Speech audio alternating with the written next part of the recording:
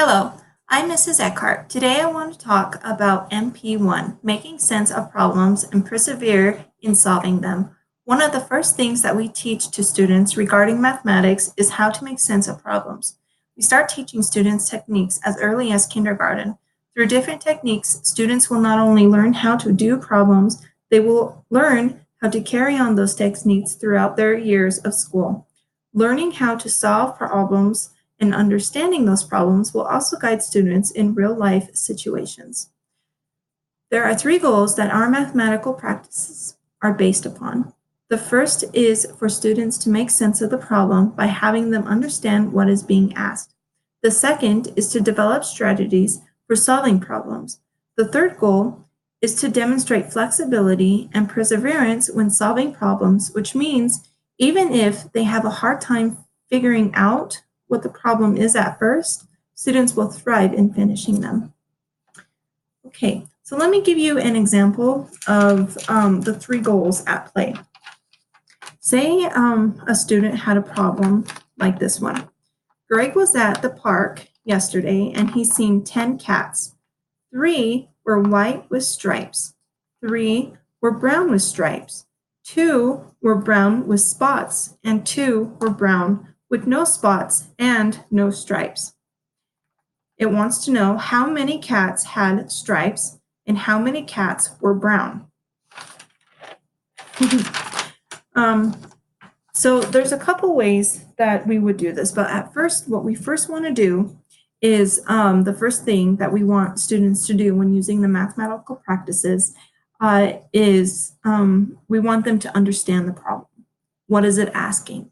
And there's a lot of ways to do this. If you were, let me just bring this down so I can show you. Don't mind my paper. I put this together. If you were in kindergarten, you might have a picture to help you understand the problem, and it might have it all there. So there might actually be a picture if you were given a problem like this in kindergarten so that you could understand the problem. There'd probably be a picture there already. But if you weren't in kindergarten, or if you didn't have it there to help you understand the problem, what students would have to do is come up with a way to understand that problem. There's lots of ways to understand this by just getting it out of paragraph form and saying, 3 stripes, brown, debating on how old the child is, of course, and then going on and writing it out that way and then just adding the math up. Or you could come up with, let me show you, fun little toys to show you stripes, spots, white, and then understand the problem that way. So basically, you need to understand the problem first. And then you need to know, what is it asking? It needs to be specific. The student needs to understand what the problem is asking, because it could be a lot of nonsense in the paragraph and it's only asking one little thing. It could be very simple right there. So some students might make a big deal out of a very simple question.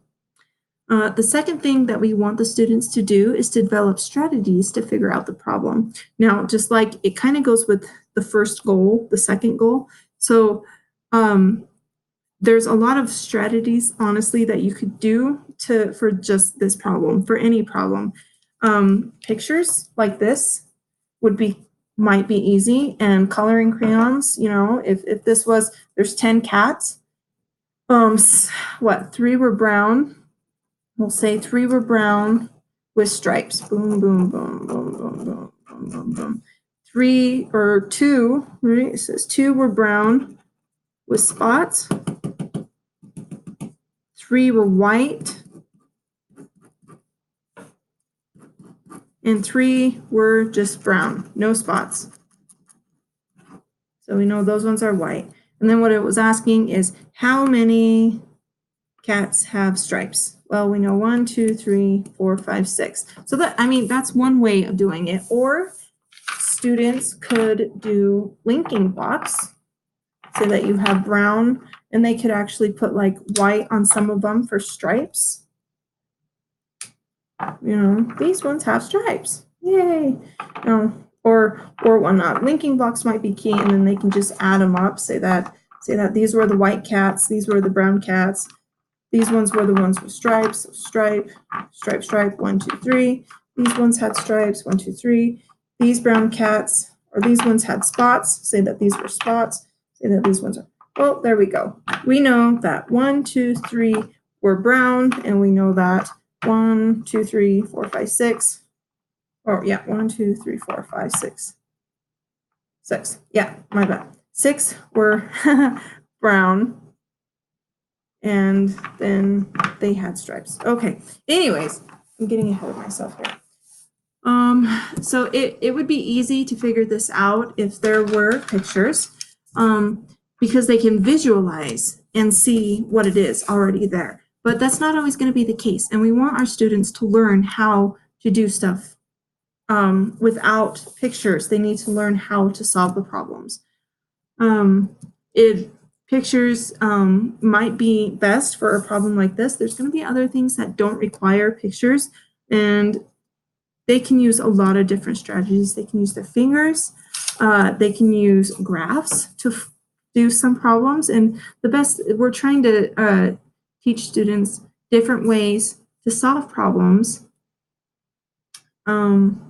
These goals are the very first things that we teach in our mathematical practices, and it is used in all the other mathematical practices. MP guides students' abilities to think mathematically. It helps develop skills that students need, and it helps them understand their problems. So it's kind of the bread and butter of mathematical practices, and that's why we teach it.